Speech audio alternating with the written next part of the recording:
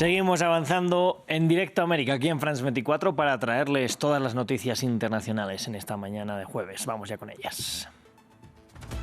En vilo las conversaciones entre Rusia y Ucrania que tenían previsto llevarse a cabo hoy en Turquía. Desde Ankara, el presidente Volodymyr Zelensky cuestionó la falta de seriedad de Rusia ante la ausencia de su homólogo ruso Vladimir Putin. Y más de 100 personas perdieron la vida en un bombardeo de Israel en la Franja de Gaza, según reportó la Defensa Civil gazatí.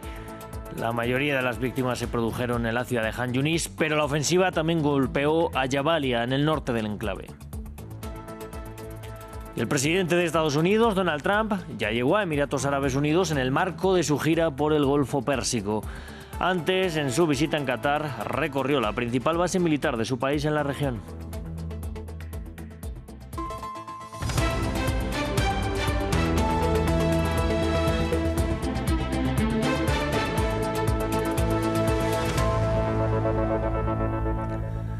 Vamos a comenzar en Estambul, donde siguen en vilo las conversaciones entre Rusia y Ucrania que debían llevarse a cabo más temprano. Allí se encuentran delegaciones tanto de Ucrania como de Rusia. Vamos a escuchar a los enviados del Kremlin. La delegación mantiene una actitud constructiva, buscando posibles soluciones y puntos de contacto. El objetivo de las negociaciones directas con la parte ucraniana es, tarde o temprano, establecer una paz duradera, eliminando las causas fundamentales del conflicto. Bueno, y luego de una reunión con Recep Tayyip Erdogan en Ankara, el presidente Volodymyr Zelensky cuestionó a Putin por su actitud en la negociación. Respecto de la agenda, el cese está en primer lugar. Hay un mandato ahí, aunque aún creo que Rusia sigue tratando estas reuniones de una manera poco seria. Pero esperamos que puedan demostrar al menos algo durante este encuentro. Hemos discutido con el presidente de Turquía esto. Y mañana en la mañana él se unirá a la cumbre europea que ocurrirá en Albania, en Tirana. Vamos ahora con la situación en la Franja de Gaza. Múltiples ataques aéreos israelíes han matado a más de 100 personas en el enclave este jueves, principalmente en la ciudad de Han Yunis, al sur del territorio palestino, según ha declarado la Defensa Civil. También reportaron un poco más de 13 personas muertas también después en un ataque sobre la clínica Al-Tawa, en el campo de Jabalia, al norte de Gaza. Nos lo cuenta Maxim Pluvine. Desde el amanecer, el balance sigue aumentando en Gaza. Los ataques aéreos israelíes mataron a decenas de personas el jueves, según reporta Defensa Civil. La mayoría de las víctimas, entre ellas mujeres y niños, murieron en Han Yunis, en el sur del enclave. Los aviones de guerra de la ocupación les atacaron con un misil F-16, que en realidad es un barril de explosivos. Como pueden ver, la casa quedó completamente destruida y la familia aniquilada. Solo sobrevivió el marido y toda la zona quedó muy dañada. Encontramos muchos restos de cadáveres. El Ministerio de Salud de Gaza reportó que el hospital europeo está fuera de servicio por los recientes ataques. Mientras que Defensa Civil informó que un ataque sobre la clínica de Al-Tawa, ubicada en el campo de Jabalia, al norte de Gaza, mató a varias personas. Desde el primer día de la guerra trabajaba como voluntaria en la UNRWA, ofreciendo asesoramiento psicológico y organizando fiestas para niños para animarlos. Familiares de las víctimas acudieron al Hospital Nasser de Han Yunis para llorar sobre los cadáveres de sus seres queridos muertos. Estaban durmiendo, les di de cenar y se fueron a dormir. Un día normal, era un día normal. No sé cómo, el mundo al revés, no sé. Estábamos dormidos, serían las 2 de la madrugada, estábamos dormidos, no sé. El niño apenas se había despertado, le di el pecho.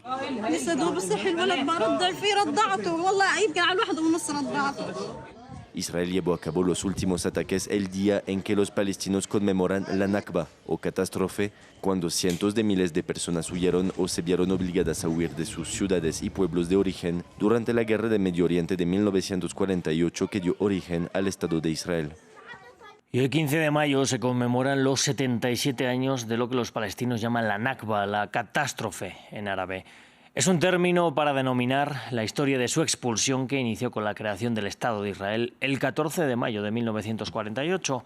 En las semanas que siguieron, más de 700.000 palestinos tuvieron que abandonar sus hogares y se refugiaron en los países árabes vecinos que habían declarado la guerra a Israel, para nunca regresar. Maxim Pluvine tiene los detalles.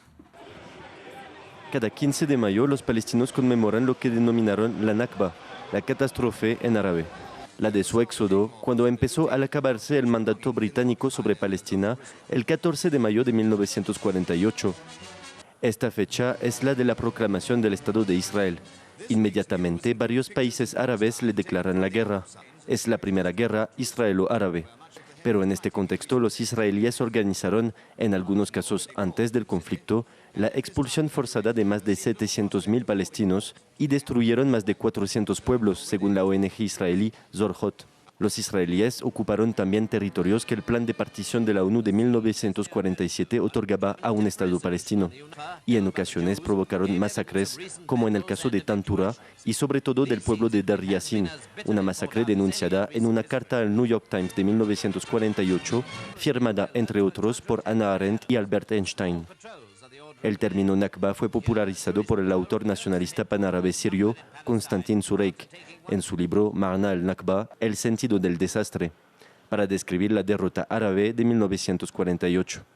Eventualmente, la Nakba tomó un sentido de proceso continuo de éxodo para los palestinos, iniciando el 15 de mayo de 1948, pero con otras etapas como la Guerra de los 6 días en 1967, también conocida con el término de Naksa, y la Guerra de Gaza desde 2023.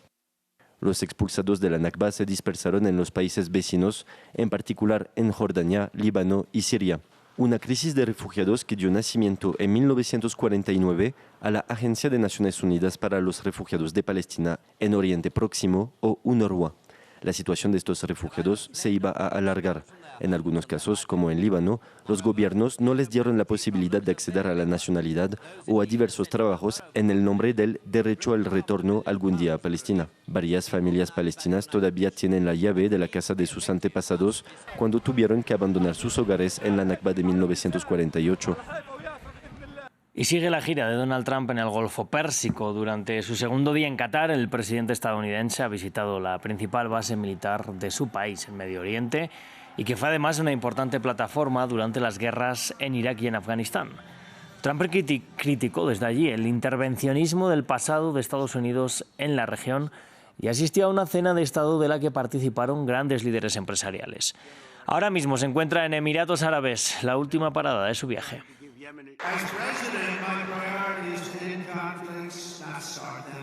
Como presidente, mi prioridad es terminar los conflictos, no iniciarlos, pero nunca dudaré en ejercer el poder estadounidense si es necesario para defender a Estados Unidos o a nuestros socios, y este es uno de nuestros grandes socios. Cuando nos vemos amenazados, las Fuerzas Armadas estadounidenses responderán a nuestros enemigos sin siquiera pensarlo. Tenemos una fuerza abrumadora y devastadora.